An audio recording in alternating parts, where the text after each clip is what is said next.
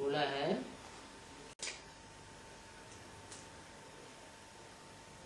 गीत रात के राही थक मत जाना, सुबह की मंजिल दूर नहीं। कौन सी रात की राही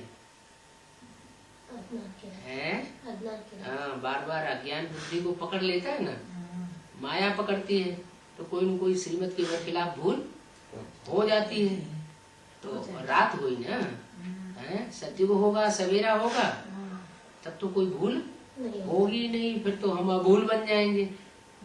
अभूल माना देवता और भूल माना मनुष्य। तो अभी हम मनुष्य हैं या देवता है? अभी तो मनुष्य ही है। अब तो कोई कह नहीं सकता कि हम देवता बन गए। तो सभी से भूलें हो रही हैं।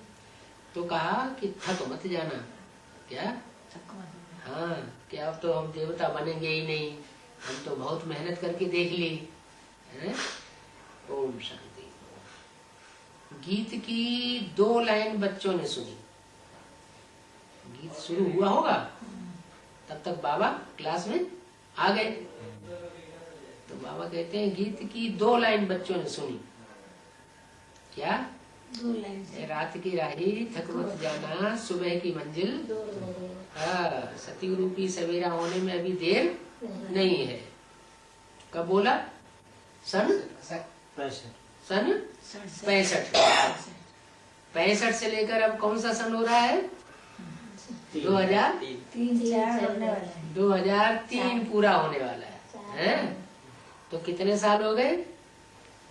35 और 3 38 साल। 38 साल पूरे हो गए। और बाबा क्या बोलते हैं? सुबह की मंजिल दूर नहीं है। बहला रहे बच्चे है। अच्छा, अब चले वतन की ओर, अर्थात सुखधाम की ओर। क्या? हमारे कौन कौन से वतन है जहाँ हमें जाना है? कौन कौन से वतन है जहाँ हमें जाना है? वो कौन से वतन में जाना है? शांति धाम में, और शांति धाम से सुख धाम में जाना। तो अब चले वतन की ओर, अर्थात सुख धाम की ओर। मैंने बाबा ने बुद्धि को रास्ता दिखाया कि अब याद करो, सुखधाम की स्थापना अर्थ माताओं को ही रखा गया है। क्या? इतनी बड़ी पार्टी है और माताएं कितनी बैठी हैं? 2। बाकी सब कैंसिल कर दिए।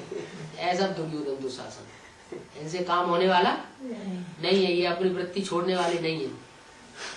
जैसे जानवर होता है ना, तो जानवर से कहो तो अपनी जानवरियत छोड़ दो, तो छोड़ता है? नहीं छोड़ता, मानता ही नहीं है। उसको जब तक डंडा न बजे